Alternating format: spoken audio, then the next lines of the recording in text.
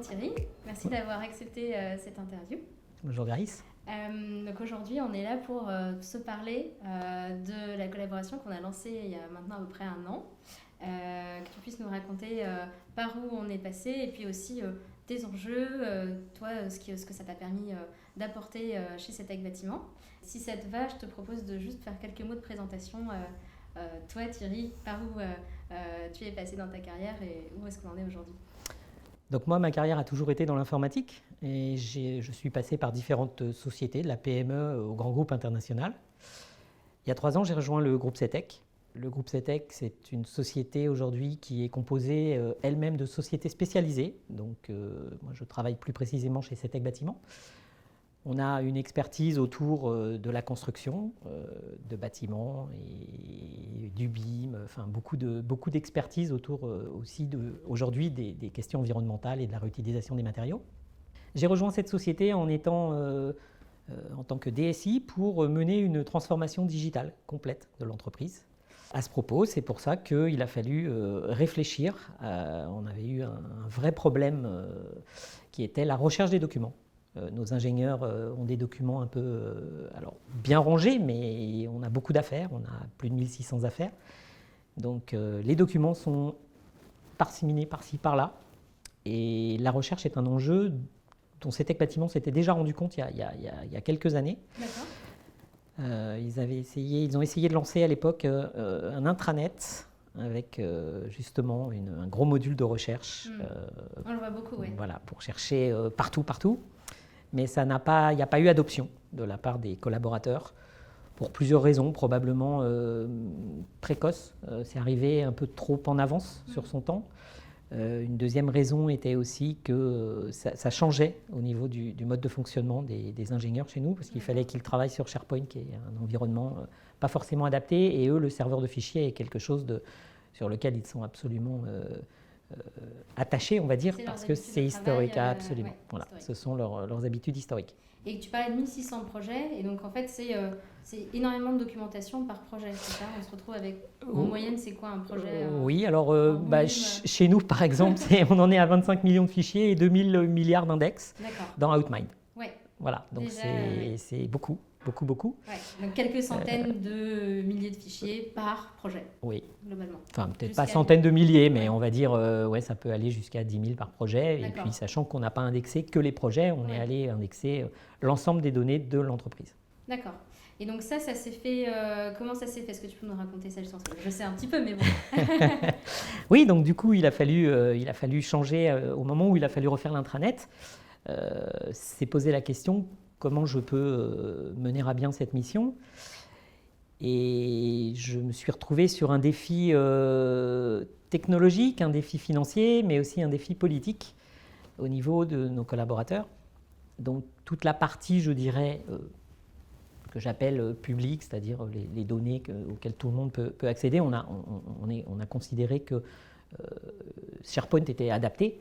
En revanche, sur l'autre partie, la partie serveur de fichiers, on a laissé nos affaires dessus, même s'il est probable que d'ici quelques années, il faille changer cette approche, mais en tout cas aujourd'hui, c'est l'approche que l'on a préféré conserver. D'accord.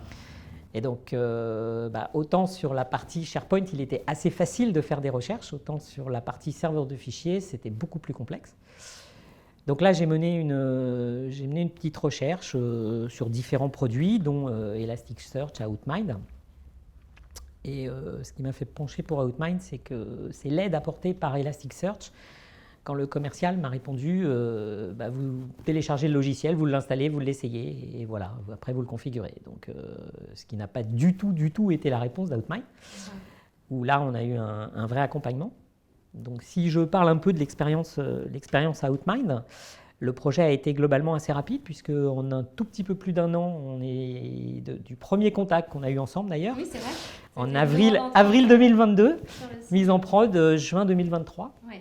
En passant sur différentes étapes, bien évidemment, mais voilà, ça a été quand même globalement assez rapide. Oui, parce qu'en fait, on a eu donc un premier contact en avril.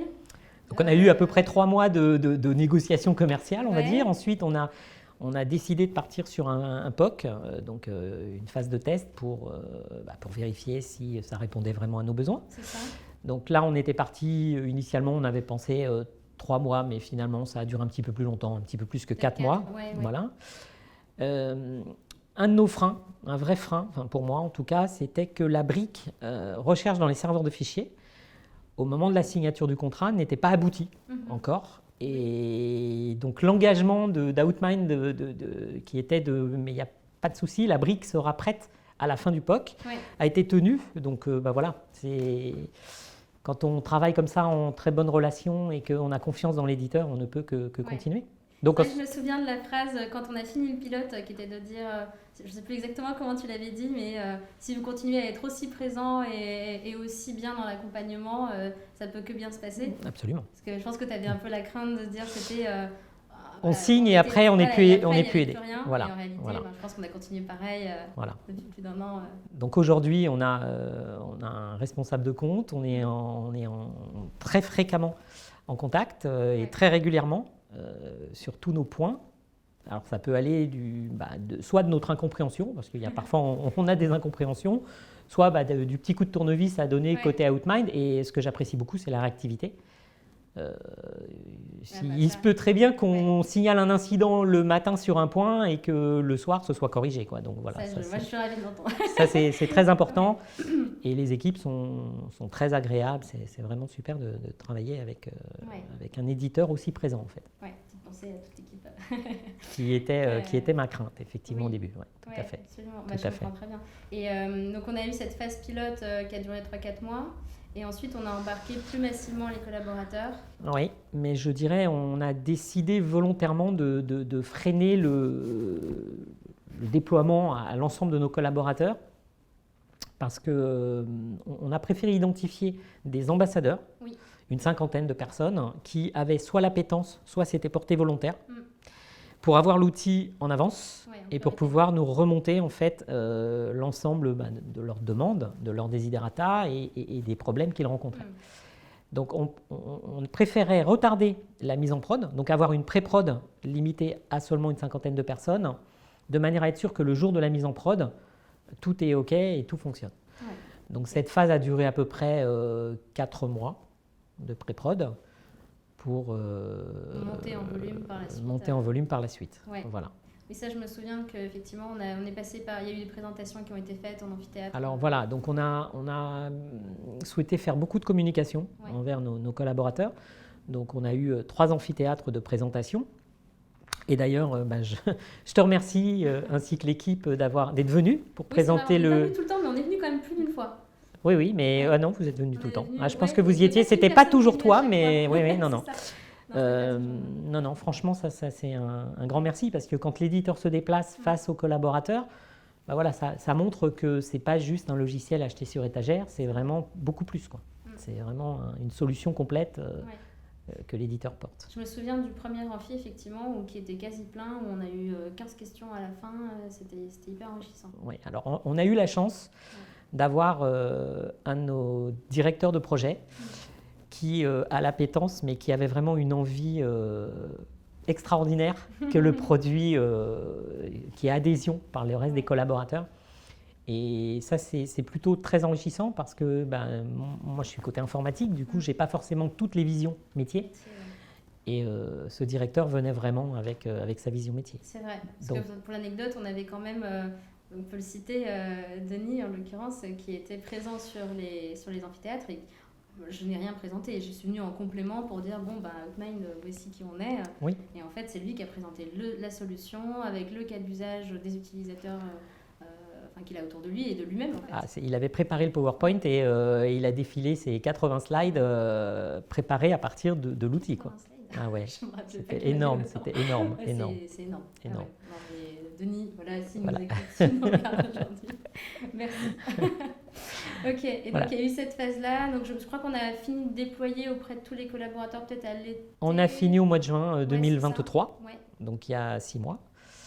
Depuis, l'outil ne fait que emmener la population à travailler dessus. Donc on a vraiment une adhésion de plus en plus forte. Donc aujourd'hui, on est à peu près 70% d'utilisateurs qui l'utilisent régulièrement ou assez régulièrement. L'année prochaine, on va s'atteler à embarquer les autres utilisateurs. Alors la raison pour laquelle ils n'utilisent pas l'outil, c'est que pour certains, ils n'en voient pas l'utilité. Donc c'est vraiment un problème plus de communication de notre côté.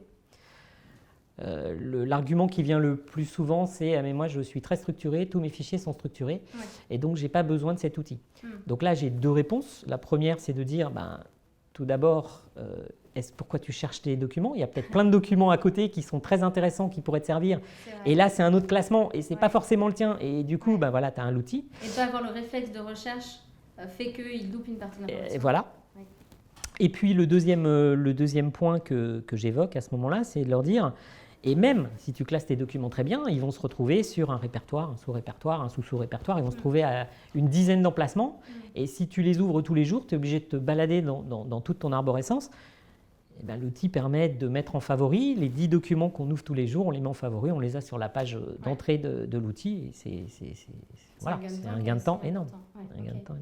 C'est intéressant comme point parce que c'est vrai que 70% d'usage, on ne se rend pas compte comme ça, mais pour du logiciel d'entreprise, c'est tellement difficile d'atteindre ces mais chiffres-là. C'est très difficile. Et c'est aussi par rapport à, grâce à toutes les actions que vous avez menées de communication, de justement logique d'ambassadeurs qui en parlent en interne, etc. Absolument. Donc je pense que il y a peut-être une partie où l'équipe produit a bien fait son travail chez nous pour avoir quelque chose de facile à prendre en main. Et de l'autre côté, tout ce qui a été fait en interne. Alors, je rajouterais qu'il n'y a pas que l'équipe produit. Pour moi, chez Outmind, il y a également l'équipe que j'appellerais d'onboarding, qui est également Customer Success, qui est très importante, parce que l'ensemble de nos collaborateurs ont eu leur configuration qui a été faite lors de multiples petites sessions avec une personne d'Outmind, en l'occurrence Olivier, si je peux me permettre de le citer. Voilà, mais pas citer Olivier aussi. Voilà, et cet onboarding, en fait, permet aux personnes de configurer, de comprendre l'outil et d'avoir déjà une première overview de ce qu'on peut faire avec l'outil. Ça, c'est la première chose. La deuxième chose, et je vais encore citer Olivier, c'est le suivi qu'il y a derrière au niveau de l'usage. Puisqu'on a un tableau qui est mis à jour très régulièrement, puisque c'est hebdomadaire, bon, peut-être hebdomadaire, ça doit être ça. Et du coup, ça me permet de voir, d'identifier les utilisateurs qui ne se connectent pas. Et donc, Olivier encore nous a écrit l'ensemble des raisons qui pensent être vraies pour lesquelles ces personnes ne se connectent pas, n'utilisent pas l'outil. Donc pour ce faire, il en a questionné, je pense, une vingtaine de personnes chez nous. Et ces personnes lui ont répondu pourquoi elles ne l'utilisaient pas, comment elles travaillaient, etc. Donc Olivier a essayé de leur expliquer que l'outil, ce n'était pas que ça, quoi. Faut aller au-delà. Donc il y a une phrase que je voudrais dire, c'est qu'on dit souvent l'essayer, c'est l'adopter. Et je pense que ce n'est pas vrai pour Outmind. Outmind, c'est l'utiliser, c'est l'adopter. Il y a une nuance qui est très importante, mais l'essayer, c'est juste faire un test comme ça. Oui, j'ai essayé de chercher un mot qui ne m'intéresse pas plus que ça, j'ai trouvé un document, je suis content, et voilà. Et après. Alors que l'utiliser un petit peu, on va un peu plus, on l'utilise de plus en plus. Et moi, c'est ce qui a été mon cas. Bon, aujourd'hui, je l'utilise tous les jours, au moins 2-3 fois par jour.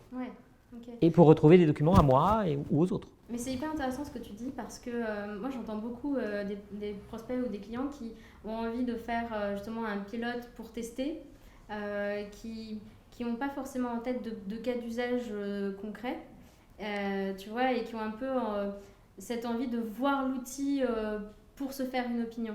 Et quand tu dis, il ne faut pas juste l'essayer, pas juste jouer avec, mais avoir une utilité. Oui, des vrais cas d'usage. C'est ça qu'on cherche en fait quand on discute avec nos clients aussi, c'est de ne pas leur vendre quelque chose qui soit là ou pour faire joli, et on veut des personnes qui en ont besoin pour qui on va le mettre en place, quoi. Oui. C'est au cœur de ce C'est très important, très important. Si on veut l'adoption, de toute façon, il faut que les personnes aient compris l'usage de l'outil. Et en parlant d'usage, est-ce que tu as peut-être des exemples concrets des utilisateurs qui ont pu te remonter voilà, je ne sais pas, sur un projet donné, ce que ça a pu permettre de faire? Oui, j'ai plusieurs cas, mais j'ai une anecdote assez intéressante d'un litige qui apparaissait au niveau d'une affaire parce que sur la fiche du produit que l'on avait préconisé, il manquait une mention. Et en fait, ce litige arrivait, on le sentait que ça venait. Et Denis a fait une grosse recherche, mais assez rapide en fait, en 10 minutes. Et il est tombé sur un mail dont il ne soupçonnait même pas l'existence. Et ce mail émanait en fait du fournisseur, et le fournisseur disait, malgré que ce ne soit pas dans notre fiche produit, oui, notre produit est certifié. D'accord. Voilà. Et du coup, ça a évité un litige. Et ça a évité un litige. Voilà. Ok.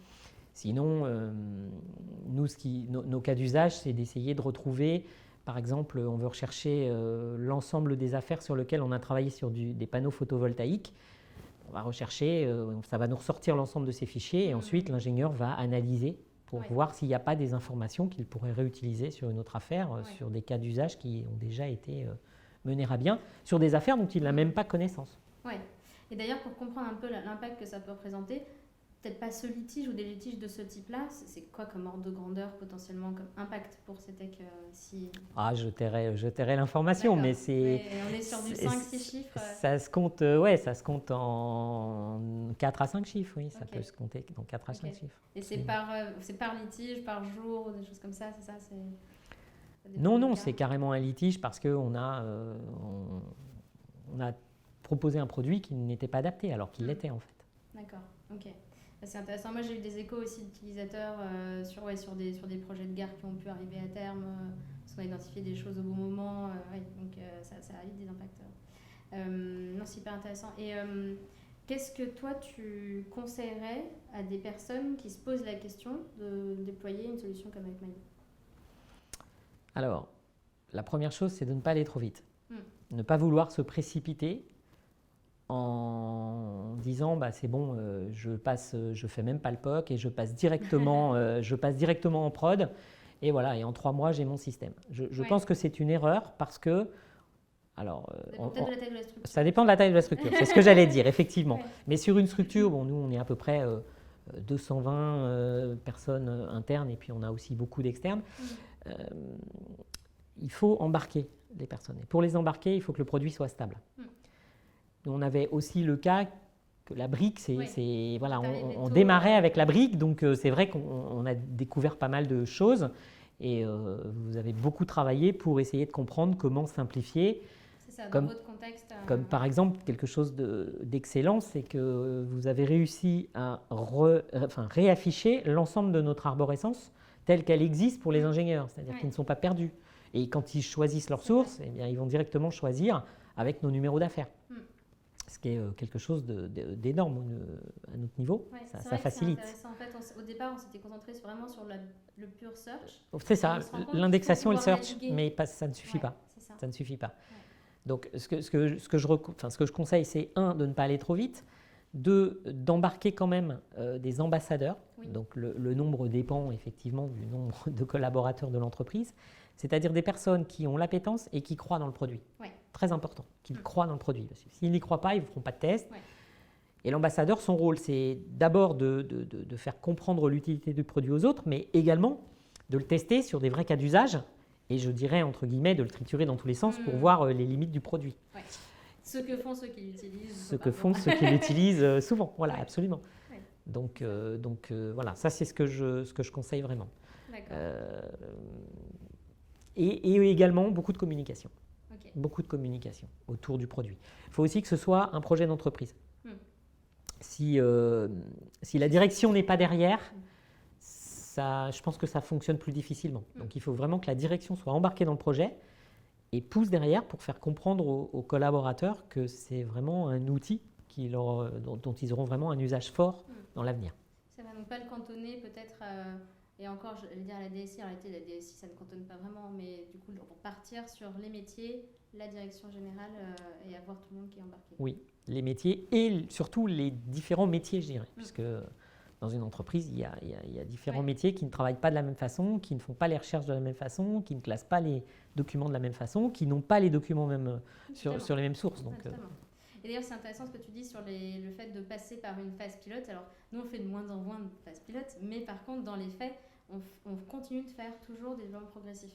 Parce qu'on est persuadé que ça a du bon de ne pas tout ouvrir d'un coup et justement de partir de power users, comme on les appelle, un peu comme ce que tu disais sur les ambassadeurs. C'est ça qui fonctionne bien, quoi. Ah oui, vraiment. C'est clair. Et peut-être pour finir, c'est quoi un petit peu tes enjeux du moment ou qu'est-ce que tu aimerais partager Alors mes enjeux, déjà au sein du groupe CETEC, il y a déjà une deuxième société du groupe qui va s'équiper d'Outmind. C'est CETEC ferroviaire, voilà. Il pourrait y en avoir d'autres derrière, et donc ça pourrait devenir un outil groupe. Donc en fait, mes enjeux, c'est de démontrer que c'est un outil qui serait utile pour l'ensemble de l'entreprise, et non pas seulement une des sociétés du groupe. Après, mes prochains enjeux, donc, ça va être de développer l'intelligence artificielle. Donc j'ai la chance d'être un pilote et d'avoir accès à l'intelligence artificielle déjà sur Outmind, sur mon poste. Merci à vous. Ce matin encore, je faisais une démonstration à certains users, collaborateurs de chez nous, qui ont eu un effet waouh. D'accord. On a ouvert un document type de chez nous et j'ai demandé au système de faire un résumé, et ils m'ont tous dit « mais on le veut ce soir ». Je leur ai expliqué que ce n'était pas tout à fait possible, mais qu'ils l'auraient rapidement. Voilà. Sur bâtiment. Sur bâtiment, okay, absolument. Bon, on passera le mot pour qu'on l'ouvre rapidement alors. Oui, bon. Après, il y a toujours, on aura toujours un problème de souveraineté de la donnée. Bien sûr, ouais. Et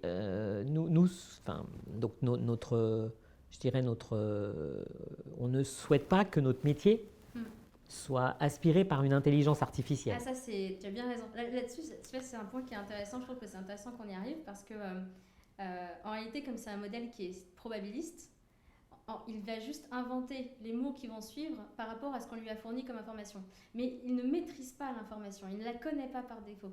Si on lui pose des questions, il va à chaque fois réinventer.